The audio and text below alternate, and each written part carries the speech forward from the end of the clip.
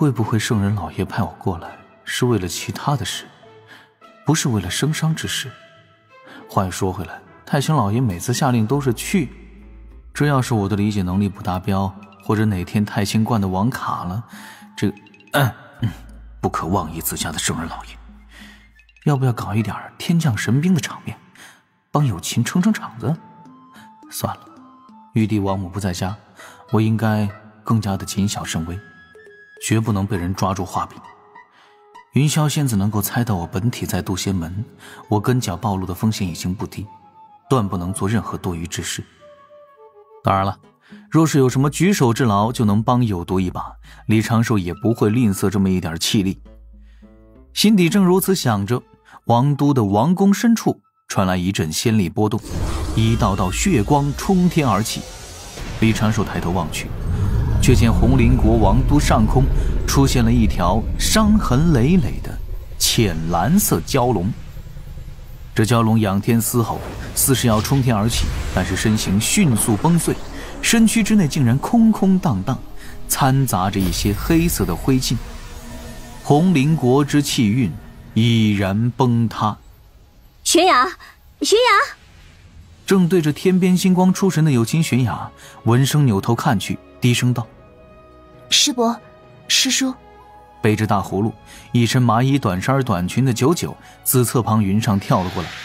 九九本想饿虎扑食，与有情玄雅笑闹一番，但又想到了什么，在有情玄雅面前及时刹车，嘻嘻一笑，抬起了手，顺势就挠了挠头。听到红林国出事的消息，九九就从小雄峰主动追了上来，想着能给有情玄雅多一点鼓励。迈入仙门后便脱离了凡尘，本不应有太多的牵连，但是有情玄雅情形有些特殊，她既是红林国的公主，又是渡仙门上一期弟子的首席，而红林国又是渡仙门的金主，这就导致有情玄雅此时的处境十分的微妙，微妙到九九都不知道该如何去劝说，只能请自己的大师姐过来帮忙安慰安慰有情玄雅。侧旁紫裙飘飘的九依依正提剑而来，九依依露出温柔的笑容，向前对有情玄雅道：玄雅，可是在挂念家中亲人？有情玄雅略微抿着嘴唇，轻轻颔首，那清冷的俏脸流露出少许的情绪，是忧心与忐忑。但随之有情玄雅又低头道：上山时本就应忘掉凡俗种种，此时弟子凡心未定，我傻玄雅。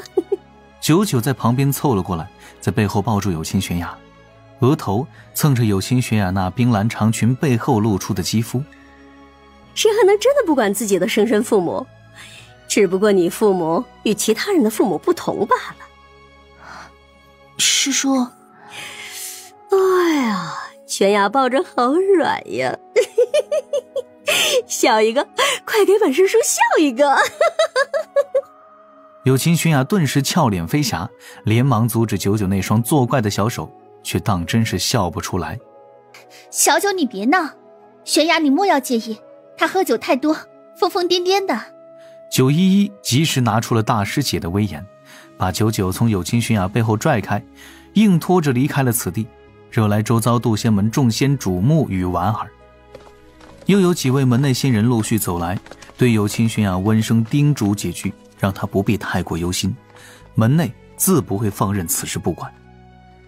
有情玄雅勉力地应对几句，总算是得了空闲，自己盘腿坐在了云上，旁人也就识趣，不再过来打扰了。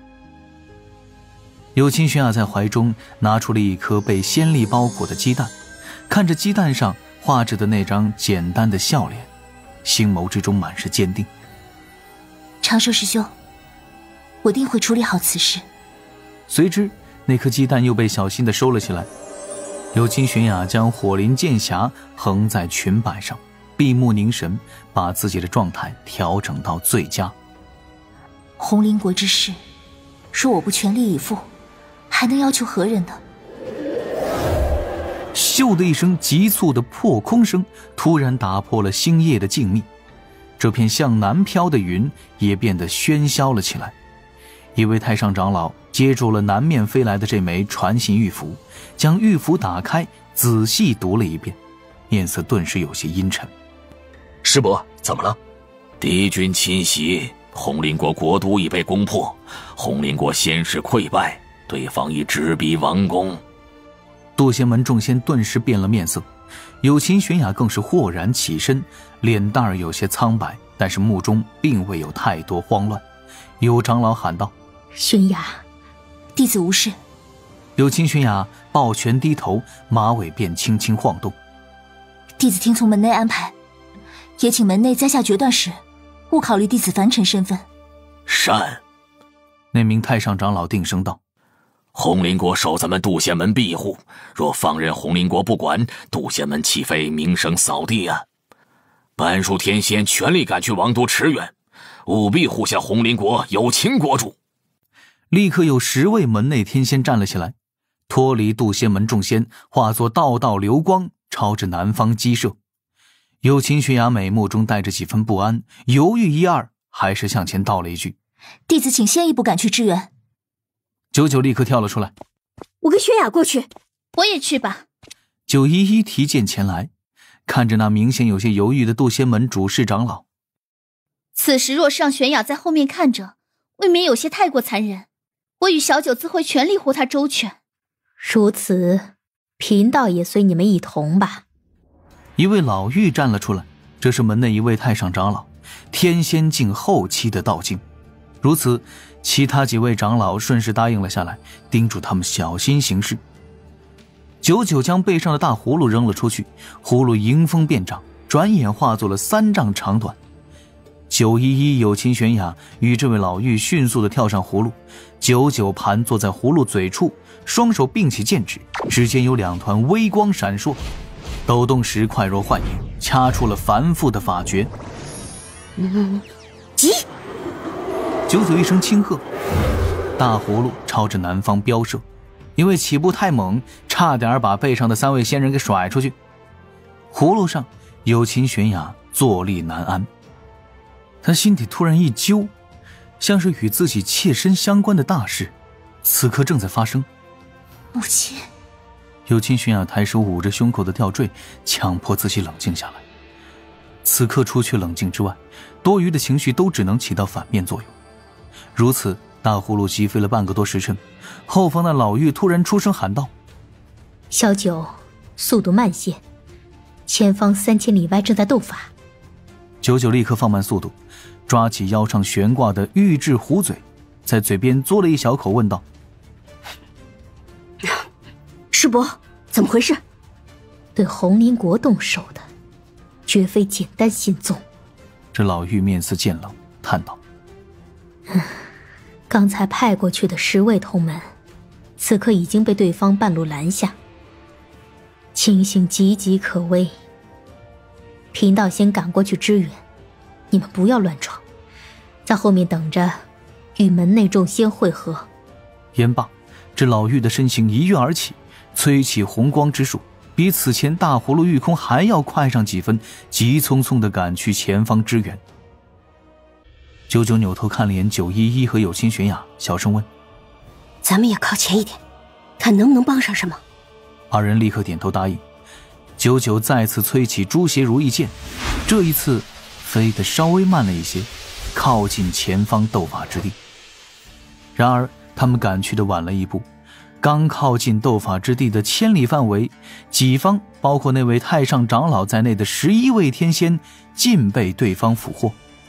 九九见状大怒，发动上头技能，立刻就要冲上去跟那数十名敌方仙人拼了。正此时，一道道流光自地面冲起，少顷聚起了数百道身影，站在一朵白云之上。天仙数十，真仙过百，还有2名气息境界隐隐是在金仙境的高手。九九打了个9格，瞬间缩了缩脖子，扭头看向了有秦玄雅，嘀咕道：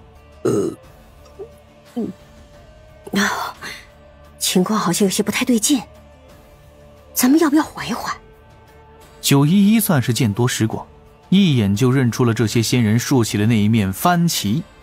看他们打出来的旗号是中神中的道辉仙宗，阐教道成，他们为何在此地？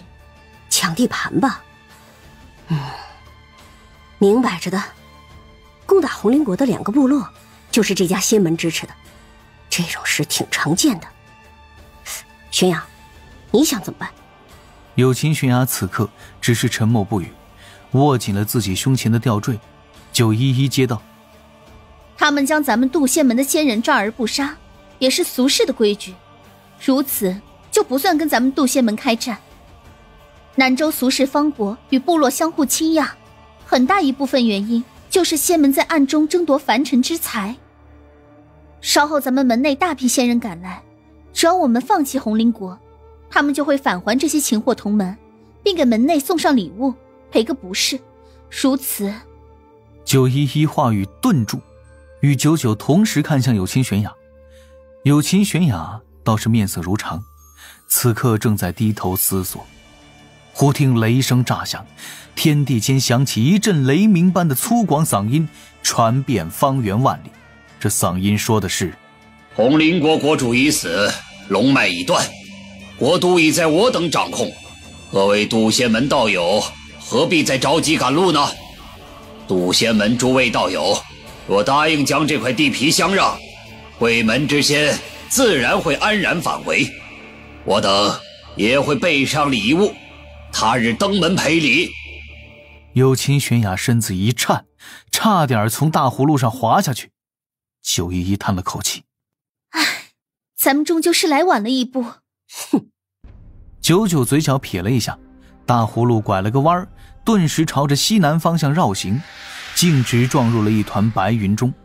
99绷着脸，再次掐起法诀，这一次却并非给葫芦加速，反倒是用出了一手高明的障眼法，让大葫芦与他们3个人变得近乎透明。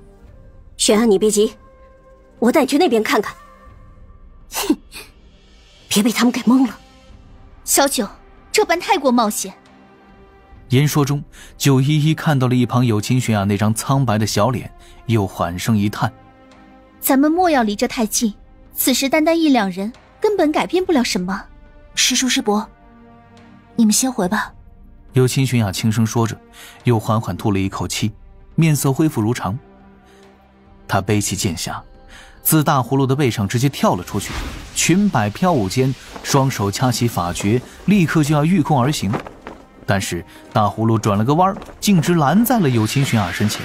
99抱着胳膊坐在酒葫芦嘴处，皱眉道：你自己过去能做什么？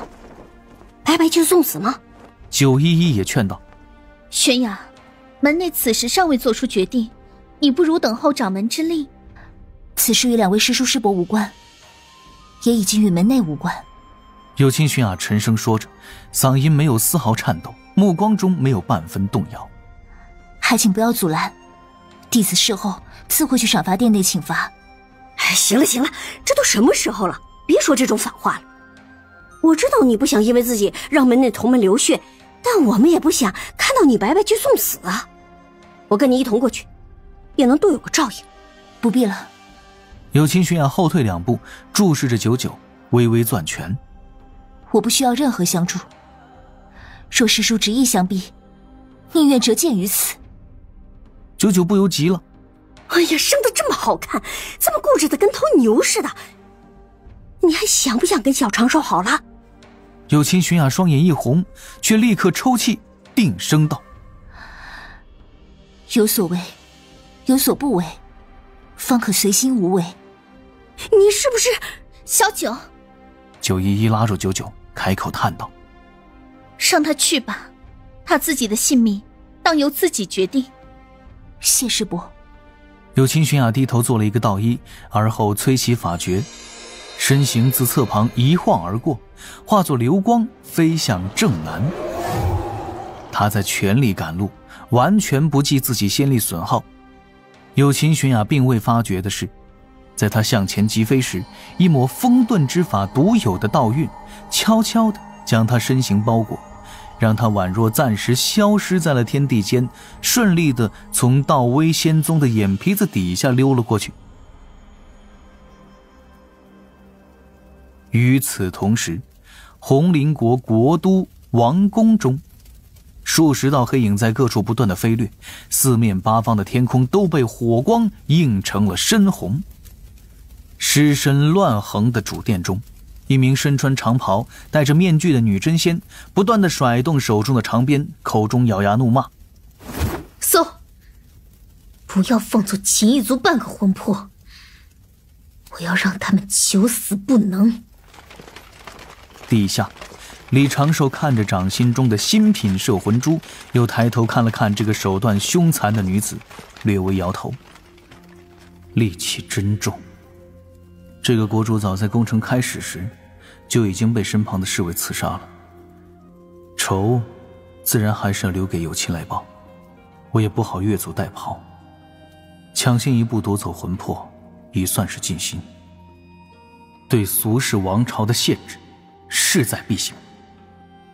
李长寿看着手中的摄魂珠，在地下一阵纠结。当个国主还能够浑身业障，魂魄周围缠绕的业障都快成黑灰色了，这如果不是有毒老父亲的魂魄，我李长寿立刻就把他给扬了，还能混一点功德，算我赶过来的油钱。为啥会这样呢？这个国主很残很暴。先是扫过红林国各处，发现这个国度总体还算是正常，凡人也都能安居乐业，虽然也有贵族奴隶这种分级，但这是现如今凡俗普遍现象，也不会惹来这么多业障。李长寿掐指推算，凭借自己精深的推算功力，很快就得出了结论，应该是违抗天命的缘故。